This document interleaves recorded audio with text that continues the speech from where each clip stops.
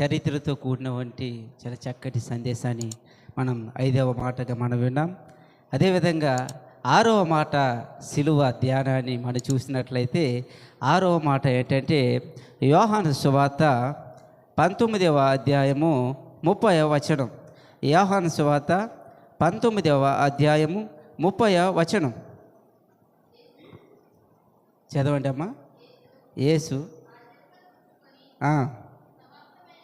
సమాప్తమైనది. ఈ మాట చూసినట్లయితే 6వ మాట చాలా ప్రాముఖ్యమైన మాట అని సమాప్తమైనది అంటే చూడండి, అది సంపూర్ణత అని అర్థం. సమాప్తమైనది అంటే సంపూర్ణత అని అర్థం. ఏదైనా పని చేస్తున్నప్పుడు లేదా ఎవరైనా పని అప్పగించినప్పుడు దాన్ని పూర్తి చేస్తే అది సంపూర్ణత. ఒకవేళ పూర్తి చేయలేకపోతే అదేంటి, సంపూర్ణత అవుతుందా? అవ్వదు. అంటే అప్పగింపబడిని పూర్తి చేస్తే అది సంపూర్ణత అని మనం చూస్తాం.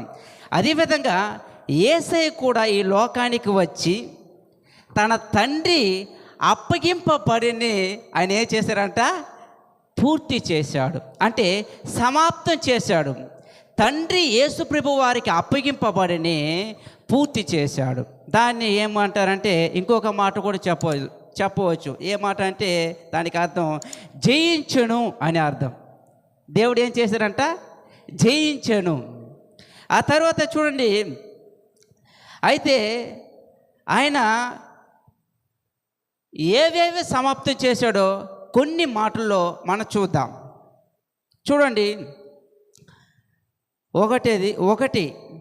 ఒక 4 పాయింట్లు చెప్తానండి. 1, వాగ్దానం నెరవేరింది. ఆదికాండము 3వ అధ్యాయము 15వ వచనం. ఆదికాండము 3వ అధ్యాయము, నాకు చదివి వినిపించండి, తెలుగు అంతగా రాదు. చాలా చక్కగా వెన్నెల భావన సహకరిస్తున్నారు. చదవండి అమ్మా. ఆదికాండము 3వ అధ్యాయము 15వ వచనం. మరియు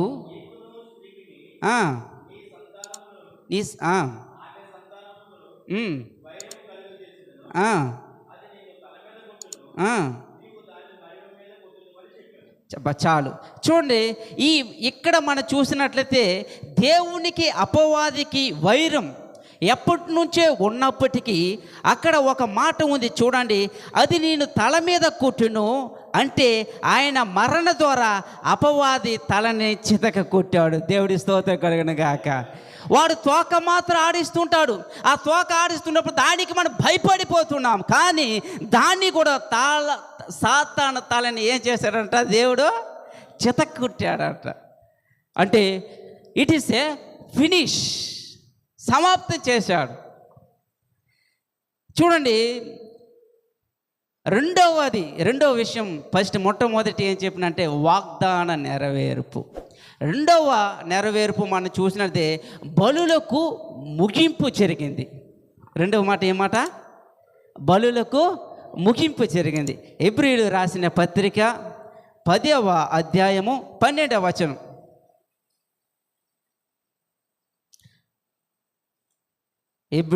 హెబ్రీయులకు రాసిన పత్రిక 10వ అధ్యాయము 12వ వచనం. పాప నిమిత్తమై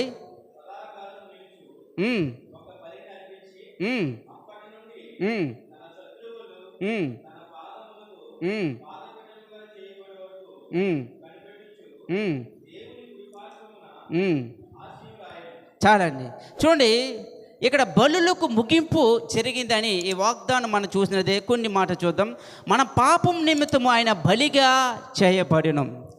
మనుషులు చేసిన ప్రతి ఒక్క పాప నిమిత్తము దేవుడే బలిగా చేయబడిను.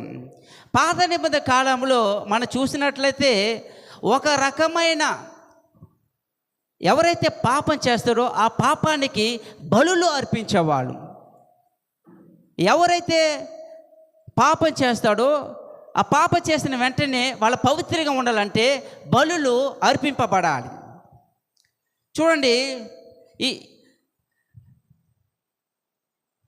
ఆ బలులు అర్పింపబడాలి.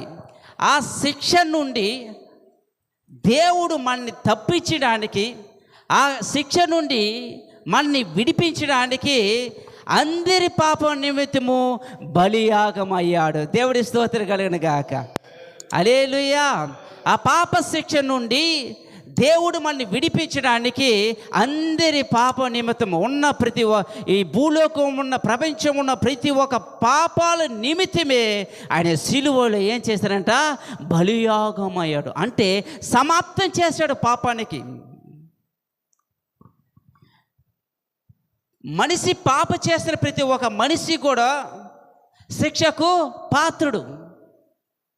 శిక్ష నుండి ఎవడు తప్పించకోడు. మనిషి పాపం చేసేవాడు ఎవరైనా కూడా ఆ శిక్ష నుండి తప్పించుకోడు. ఇది ఎక్కడంటే పాత నిబంధన కాలములో. పాత నిబంధన కాలంలో మనం చూసినట్లయితే ఎవరైనా చూడండి, బలి అర్పించాలంటే బలి అర్పించినప్పుడు గొర్రె మేకలో అర్పించేవాళ్ళు. అది మచ్చ ఉండకూడదు.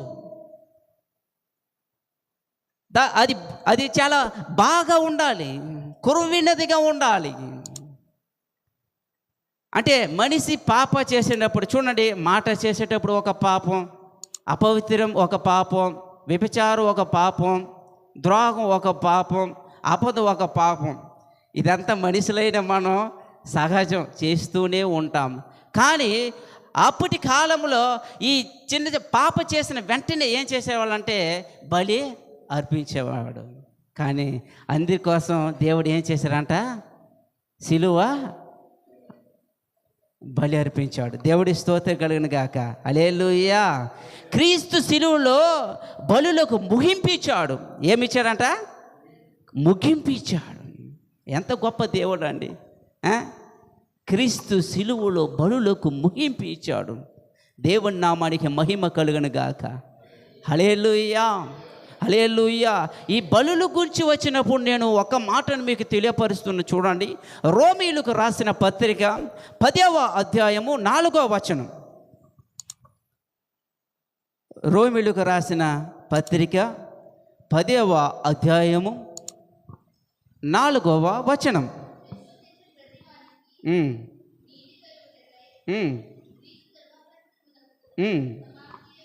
చాలమ్మా. క్రీస్తు ధర్మశాస్త్రముకు ఏమై ఉన్నారట? సమాప్తి అయి ఉన్నాడు. ధర్మశాస్త్రం అంటే ఒక నేరం.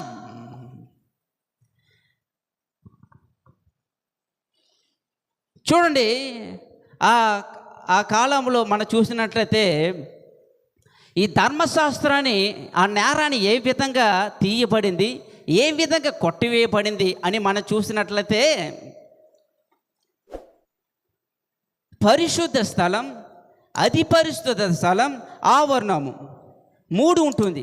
పరిశుద్ధ స్థలం, అతి పరిశుద్ధ స్థలం, ఆవరణము. ఇప్పుడు అతి పరిశుద్ధ స్థలానికి వెళ్ళాలంటే సంవత్సరానికి ఒక్కరే వెళ్ళాలి. ఎవరు వెళ్ళాలంటే ప్రధాన యాజకుడు మాత్రమే వెళ్ళాలి.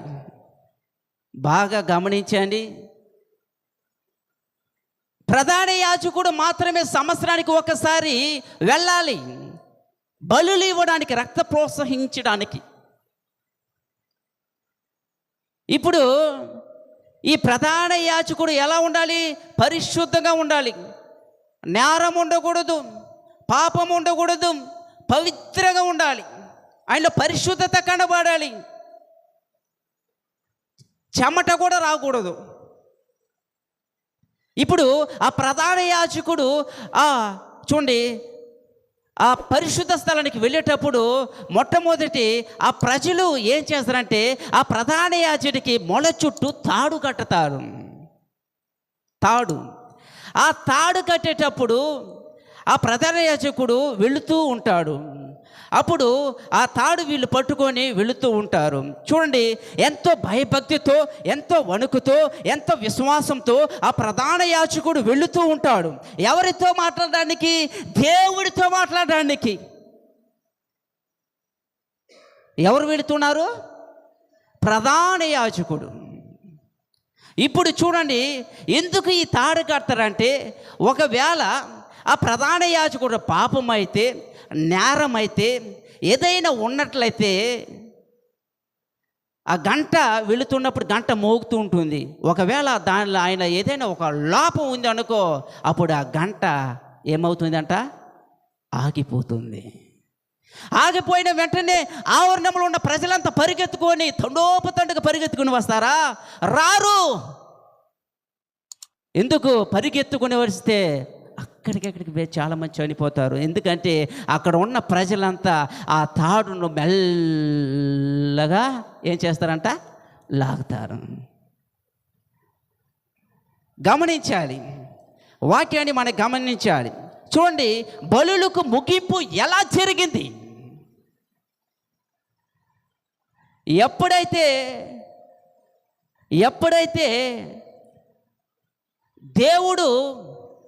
దేవుడు చూడండి, ఒక దేవాలయపు తెర ఎప్పుడైతే చినిగిందో అప్పుడు దేవుడితో, అంటే అప్పుడు ప్రధాన యాజకుడు దేవుడితో మాట్లాడినవాడు, ఇప్పుడు మనం డైరెక్ట్గా దేవుడితో సంధి చేయబడతాం. చప్పటి కూడా ఏసైనామని అయిపోదాం. ఆ తెర చెనగబడింది. ఆ తెర ఎప్పుడైతే చెరగబడిందో అప్పుడు డైరెక్ట్గా పాపి ఎవరితో సంధి, దేవుడితో ఏం చేస్తున్నట, సహవాసం చేస్తున్నాడు. పాపి దేవుని ప్రేమించి డైరెక్ట్గా దేవుడే మాట్లాడుతున్న మాట.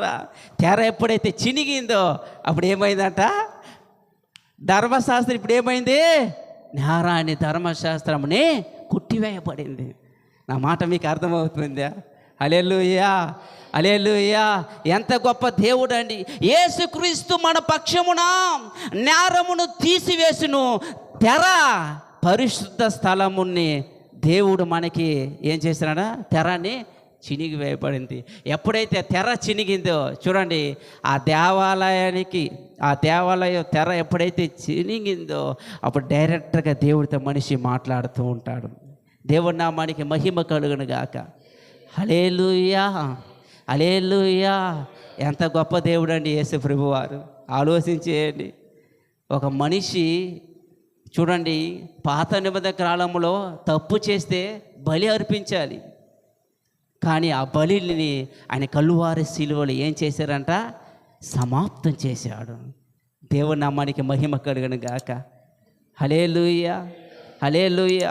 ఒక గోడ ఉందండి, ఈ గోడ ఉండేటప్పుడు పక్కన ఉన్న వ్యక్తిని మనం చూడగలమా? చూడలేం, మాట్లాడలేం. ఎవరో ఒకరు వెళ్ళి ఆయనతో మాట్లాడి రావాలి. ఎవరంటే ప్రధాన యాజకుడు మాత్రమే. ఇప్పుడు ఆ గోడ రెండుగా చీల్చివేయబడింది. ఇప్పుడు మనం డైరెక్ట్గా ఎవరితో మాట్లాడుతున్నామో, ఒక పాపి దేవుడితో మాట్లాడుతున్నాడు. దేవుడి స్తోత్రం కలుగును గాక. హల్లెలూయా. బలుల ద్వారా ఏం చేసినంట, ముగింపు. ఆ తర్వాత ధర్మశాస్త్రము నేరమని కూడా కొట్టివేయబడింది. దేవుని నామానికి మహిమ కలుగును గాక. హల్లెలూయా, హల్లెలూయా. మూడవ మాటని మనం చూసినది, దేవుని చిత్తం నెరవేర్ప జరిగింది. మొదటి మాట ఏం చెప్పాను, వాగ్దానం నెరవేరింది. రెండవ మాట, బలులకు ముగింపు జరిగింది. మూడవ మాట మనం చూసినట్టే, దేవుని చిత్తం నెరవేర్పు జరిగింది. చూడండి, వాక్యాన్ని చూద్దాం. యోహాను సువార్త 6వ అధ్యాయము 39వ వచనము ప్రాముఖ్యమైనది. యోహాను సువార్త 6వ అధ్యాయం 39వ వచనం. ఆయన చదవమ్మా.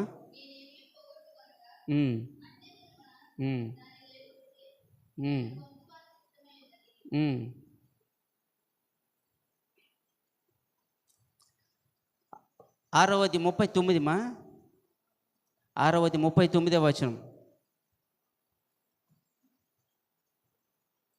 ఓకే.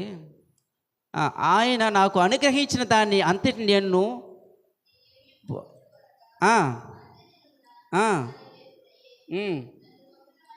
వావ్, దాని లేపుటే నన్ను పంపిన వాని చిత్తమై ఉన్నది. ఇక్కడ మన మాటని గమనించినట్టే, తన చిత్త కాకుండా దేవుని చిత్తం నెరవేర్చడానికి యేసయ్య ఈ లోకానికి దిగి వచ్చాడు. దేవుడి స్తోత్రం కలుగును గాక. హల్లెలూయా, హల్లెలూయా. శిలువ మరణం కష్టాన్ని తెలిసి, శిలువ మరణి బాధ అని తెలిసి ఇప్పుడు ఎక్కడ వెళుతున్నాడు దేవుడు? ఒలివ కొండకి. ఏ కొండ అండి? ఏ కొండ? ఒలివ తోటకి. శిలువ మరణాన్ని తెలుసు, బాధలు సంభవిస్తాయని తెలుసు, కొరడా దెబ్బలని తెలుసు, చిత్రహింసలని తెలుసు, ముళ్ళు కిరీటమని తెలుసు, సైనికులు ఈడిచి పిడికి గుద్దులని తెలుసు, నానా చిత్రహింస అని తెలుసు, ప్రాణాన్ని తీసివేస్తారని తెలుసు. తెలిసినా కూడా ఆయన తోటలో ఏం చేస్తున్నాడంటే తన చిత్తాన్ని నెరవేర్చడానికి ఆయన ఏం చేస్తున్నట? ప్రార్థన చేస్తున్నారు. ఎంత విలువైన తన చిత్తాన్ని నెరవేర్చుటకు. మన చిత్తం కాదు. ఒక్కొక్కసారి దేవుడి చిత్తాన్ని నెరవేర్చలేని పరిస్థితిలో మనం ఉంటాం. మన ఇష్టానుసారంగా మనం జీవిస్తూ ఉంటాం. 10 ఆజ్ఞని పాటించలేని పరిస్థితిలో మనం ఉంటాం. కృత నిబంధన 2 ఆజ్ఞని పాటించలేని పరిస్థితిలో ఉంటాం. అంటే దేవుడి చిత్తాన్ని నెరవేర్చలేని పరిస్థితి. దొంగలు కానీ, మోసం చేసేవాళ్ళు కానీ, అపవిత్రం చేసేవాళ్ళు కానీ, వీళ్ళంతా దేవుడి చిత్తాన్ని నెరవేర్చేవాళ్ళా? ఆలోచించేయండి. దేవుని చిత్తాన్ని నెరవేర్చే వాళ్ళగా ఉండాలి. యేసు ప్రభువులో ఎంత గొప్పదనండి! అబ్బా, ఎంత గొప్పదనం! ఇది ఇక్కడ వెళితే బాధ వస్తుంది అని తెలుసు, కానీ ఈ బాధ ఎవరి కోసం? మన కోసం. ఈ వేదన ఎవరి కోసం? మన కోసం. ఈ కష్టం ఎవరి కోసం? మన కోసం. మంచి మాట ఉంటుంది, యెరూషలేము కుమార్తెలారా, మీరు నా కొరకు ఏడుస్తున్నారా? నా కొరకు మీరు ఏడవద్దండి, మీ పిల్లలకి మీ కొరకు మీరు ఏడువడి. ఎంత గొప్ప దేవుడు అంటే!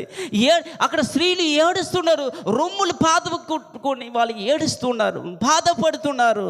కానీ దేవుడు చెప్తుంది, నా కోసం మీరు ఏడవద్దమ్మా, మీ పిల్లల కోసం, మీ కోసం, మీ కుటుంబాన్ని కోసం, భర్తల కోసం మీరు ఏడువడి.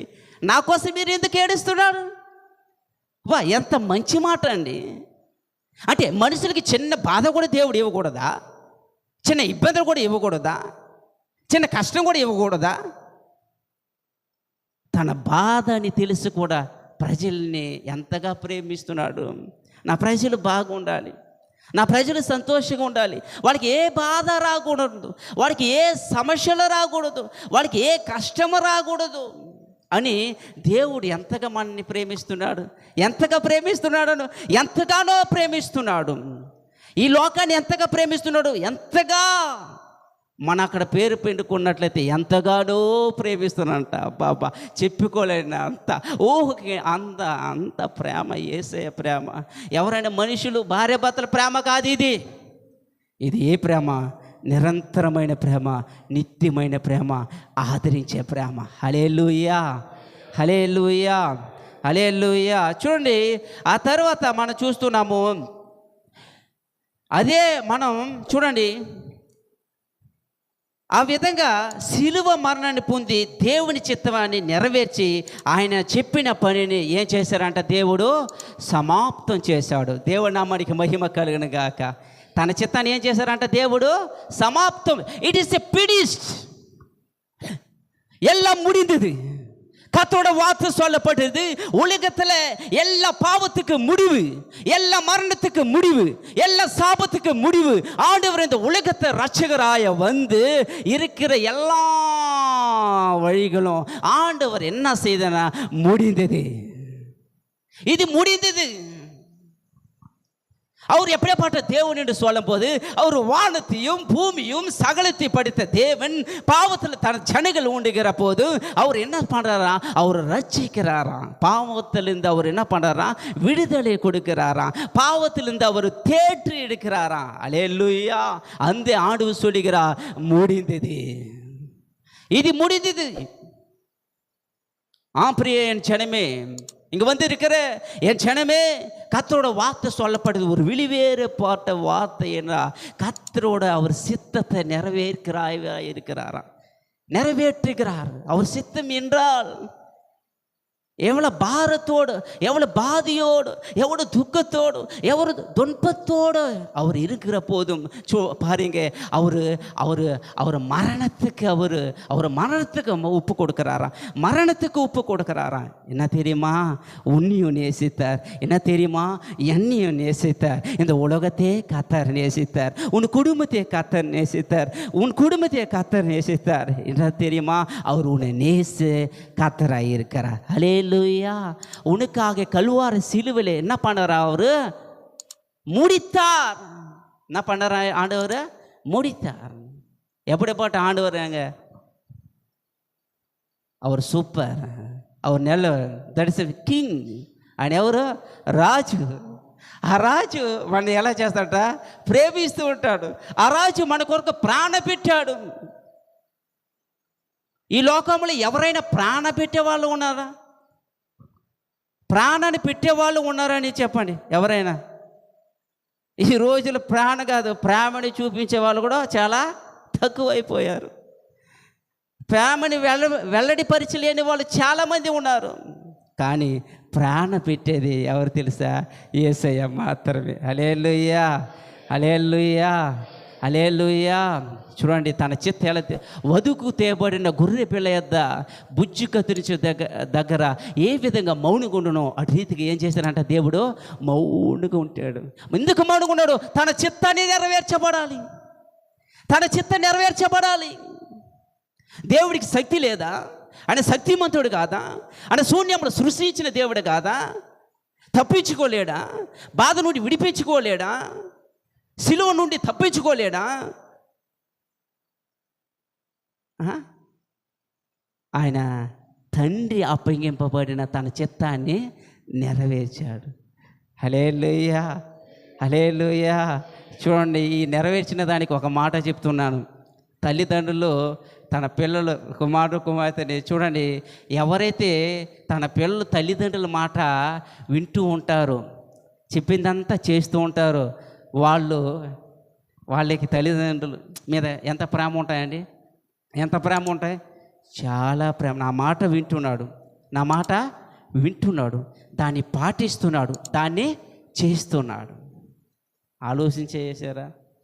ఈ లోక తల్లిదండ్రులకే పిల్లల పట్ల అంత ప్రేమ ఉంటే, నిన్ను నన్ను తన పోలిక చూపుని చేసిన యేసయ్యకి ఎంత ప్రేమ ఉంటాయండి?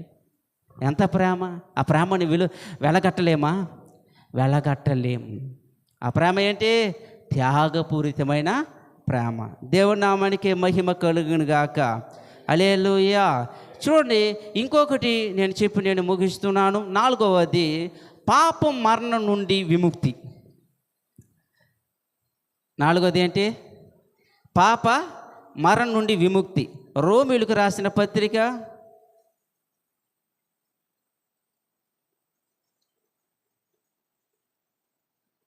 8వ అధ్యాయము 2వ వచనం.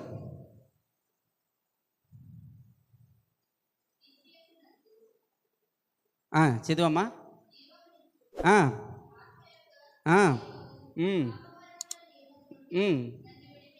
చాలమ్మా. చూడండి, పాప మరణం నుండి విముక్తి. రోమీయులకు రాసిన పత్రిక 8వ అధ్యాయం 2వ వచనం. ఆయన సిలువలో మరణించి పాప మరణం నుండి మనల్ని ఏం చేశారంట? విడిపించాడు. 2వది, ధర్మశాస్త్ర ప్రకారము అలా సాధ్యం పడదు. పాపం చేస్తే ఖచ్చితంగా వారికి చేసిన పాపాన్ని బట్టి మరణదండ చేస్తారు, మరణదండ విధించాలి. కానీ యెహోవా అలా చాలామందిని చంపడం పాత నిబంధన గ్రంథంలో మనం చూస్తున్నాం. కానీ ఆ మరణ శిక్ష నుండి మనల్ని తప్పించి, మనల్ని విడిపించి, మనం ఏం చేయాలంటే ఆయన పాప మరణం నుండి మనల్ని విముక్తి చేశాడు, అంటే సమాప్తం చేశాడు. దేవుని నామానికి మహిమ కలుగును గాక. హల్లెలూయా, హల్లెలూయా. చూడండి, పాప నుండి విడిపించాలంటే ఏదో ఇది గొర్రెల రక్తమో, మేకల రక్తమో, లేకపోతే కోళ్ళ రక్తమో, ఏ రక్తం కాదు. ఏ రక్తం అంటే ఇది పరిశుద్ధమైన రక్తం. హల్లెలూయా, హల్లెలూయా. ఆ రక్తాన్ని చూసి, ఆ దైవశక్తిని చూసి తెర రెండుగా చేర్చబడింది. హల్లెలూయా, హల్లెలూయా. ఆ తెర అట్లే గటగట వణికిందంట. ఎందుకు? దైవప శక్తి, ఆ పరిశుద్ధమైన శక్తి. హల్లెలూయా. ఆ రక్తంలోనే విడుదల విడుదల విడుదల. ఆ రక్తంలో, యేసు నామంలో విడుదల విడుదల విడుదల. ఆయన విడుదల చేశాడంట. చూడండి ఎంత గొప్ప దేవుడు. ఇది క్రీస్తులో సంపూర్ణ చేశాడంట. ధర్మశాస్త్రం చేయలేని పనిని మన దేవుడు ఏం చేశాడంట? క్రీస్తు సిలువలో సంపూర్ణం చేశాడు. ధర్మశాస్త్రం చేయలేని పనిని కూడా దేవుడు ఏం చేశాడంట? క్రీస్తు సిలువలో ఆయన సంపూర్ణం చేశాడంట. అబ్బా, ఎంత గొప్ప దేవుడు అండి యేసు ప్రభు. அவர் எப்படி பட்டவர்? ரொம்ப அதிசயமானவர்.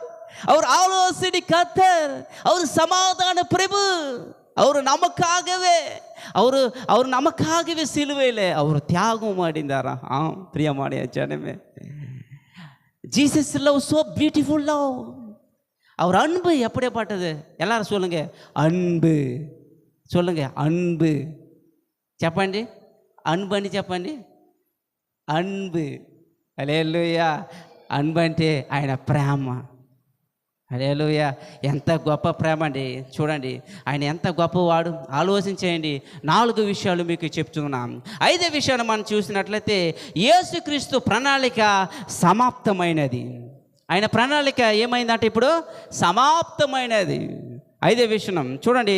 లూకా సువార్త 4వ అధ్యాయం 16 నుండి 19 వచనాలు. లూకా సువార్త 4వ అధ్యాయం 16 నుండి 19 వచనాలు.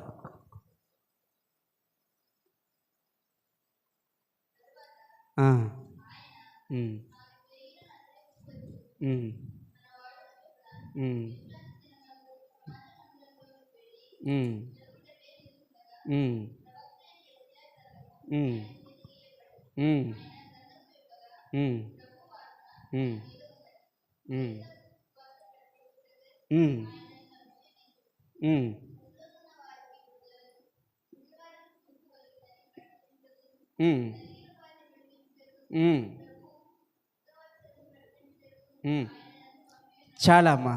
ఇక్కడ మనం చూసినట్లయితే 16 నుండి 19 వచనాలు.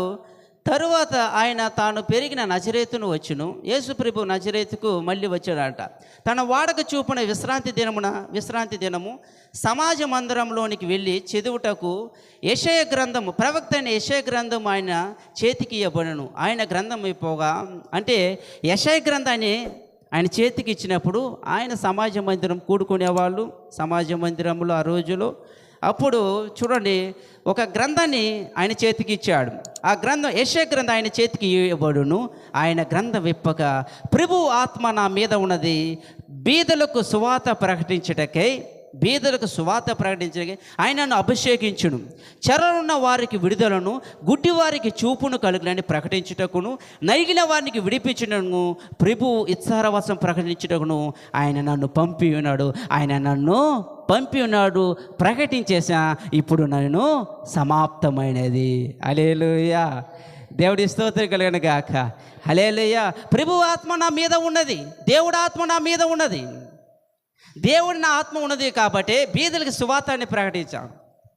తరువాత చూడండి ఆయనను అభిషేకించాడు. బీదలకు సువార్త ప్రకటించినాను. దేవుడు నన్ను అభిషేకించాడు. చెరలో ఉన్న వారిని చెరలో ఉన్న వాళ్ళు విడుదల ఇవ్వడానికి. చెరలో అంటే ఏంటి? బంధింపబడిన వాళ్ళు, పాప స్థితిలో బంధింపబడిన వాళ్ళు. వాక్యాన్ని చెప్పి ఆయన బోధ చేసి అనేకమైన మర్మాలతో కూడిన వంటి బోధలు చేసి చెరలో ఉన్నవాడిని, చెరలో పట్టబడిన వాడిని, శాపములో పట్టబడిన వాళ్ళని, ఈ లోకంలో పట్టబడిన వాళ్ళని విడిపించుటకు ఈ లోకానికి దేవుడు వచ్చాడంట. దేవుడి స్తోత్రం కలుగును గాక. ఆ తర్వాత గుడ్డి వారికి చూపుడు అబ్బా ఎంత అద్భుతం చేశాడండి ఆయన. చూడండి ఎంత అద్భుతాలు చేశారా దేవుడు. స్వస్థతలు చేశాడు, అద్భుతాలు చేశారు, ఆశ్చర్యకార్యాలు చేశారు, మహత్కారాలు చేశారు. గుంపులుగా జనాలు వెళ్ళిపోయేవాళ్ళు. ఎందుకంటే ఆయన స్వస్థతను చూసేవాళ్ళు, చూసేవాళ్ళు. ఎంత గొప్ప దేవుడు అండి యేసు ప్రభు. తండోపతండగా వెళ్ళేవారు కొంతమంది, భోజనానికి వెళ్ళేవాళ్ళు కొంతమంది, కొంతమంది యేసు ప్రభుని చూడండి, వెలిగిన వారి చూడండి, ఒక వేశ్య, ఒక స్త్రీ, నేను ఎప్పుడు అలా చెప్పను. ఆ తల్లి తన పాపం చేసినప్పుడు ఆ తల్లి పాపం చేస్తుంది. ఆ పాపం చేసినప్పుడు కూడా చూడండి, అక్కడ ఉన్న చాలామంది యూదులు కనపడుతున్నాడు. దేవుడు ఒక పాపిని ఎంతగా ప్రేమిస్తున్నాడండి, ఆలోచన చేయండి. దేవుడు పాపిని ఎంతగా ప్రేమిస్తున్నాడు. అక్కడ ఉన్న వాళ్ళంతా రాళ్ళు తీసుకొని చిన్న మీద మొదలని పెద్దవాళ్ళ దాకా రాళ్ళతో కొడుతుంటే, ఆ రోజులు చూడండి ఆ స్త్రీని చాలామంది ఉపయోగించుకున్నారు. రోకులకి నాణ్యాలు ఇచ్చి తన యొక్క తృప్తి కొరకు ఉపయోగించుకున్నారు. అప్పుడు పట్టబడినప్పుడు అక్కడ ఉన్న వాళ్ళంతా కలిసి రాళ్ళతో కొట్టుతున్నారు. రాళ్ళతో కొట్టుతున్నప్పుడు యేసుప్రభు వారు అక్కడ ఉన్నప్పుడు చూడండి, యేసుప్రభు చెప్పిన ఒకే ఒక మాట. ఏ మాట తెలుసా? మీలో ఎవరైనా, ఏ మాట అండి? మీలో ఎవరైనా పాపము లేకపోయిన ఎడల మీరు రాళ్ళు వేయండి అన్నారు. అప్పుడు చూడండి, అక్కడ ఉన్న చిన్నపిల్ల మొదలుకొని ఎవరు కూడా అక్కడ నిలబడలేని పరిస్థితి. ఆ స్త్రీ ఎంత నలిగిపోయి ఉంటాయి చూడండి. ఆ ప్రజలు తెలిసిన వాళ్ళు అలా రాళ్లతో కొట్టేటప్పుడు ఆ స్త్రీ ఎంత బాధగా నలిగిపోయి ఉంటాయి చూడండి. ఇప్పుడు ఆ నలిగిపోయిన స్త్రీని ఏం చెప్తున్నానంటే, అమ్మా ఇంక మీదట నీవు పాపం చేయవద్దాము. Simple word. ఎంతగా ప్రేమిస్తున్నాడు యేసయ్య చూడండి, ఎంతగా సింపుల్గా విడిపించినాడు చూడండి. నలిగిపోయింది ఆమె, పాప స్థితిలో విభచారంతో నలిగిపోయింది. చాలామంది అబద్ధంతో నలిగిపోతున్నాం, చాలామంది మోసంతో నలిగిపోతున్నాం, చాలామంది చూడండి ఏ విషయంలో నలిగిపోతుంటారు అది ప్రభువే ఎరుగును, మనకి తెలవదు. కానీ నలిగిన వారిని ఏం చేశారని రక్షించడానికి వచ్చారంట. ఎంత గొప్ప దేవుడు అండి యేసు ప్రభు వారు. ఆయన బోధ ఎంత గొప్పదండి, ఆయన మాటలు ఎంత గొప్పదండి. ఆయన మాటలు మనని జీవాన్ని ఇస్తాయంట, ఆయన మాటలు మనని బ్రతికిస్తాయంట. నేను ఎప్పుడు దైవజనులతో మాట్లాడేటప్పుడు, రాజయ్య గారితో మాట్లాడేటప్పుడు చూడండి, ఆ మాటే నన్ను పట్టుకుందండి. ఆ మాట జీవము కలిగినది, ఆ మాట జీవపు ఊట, ఆ మాట నా హృదయంలో కంఠభూషణంగా నేను అద్దుకున్నాను.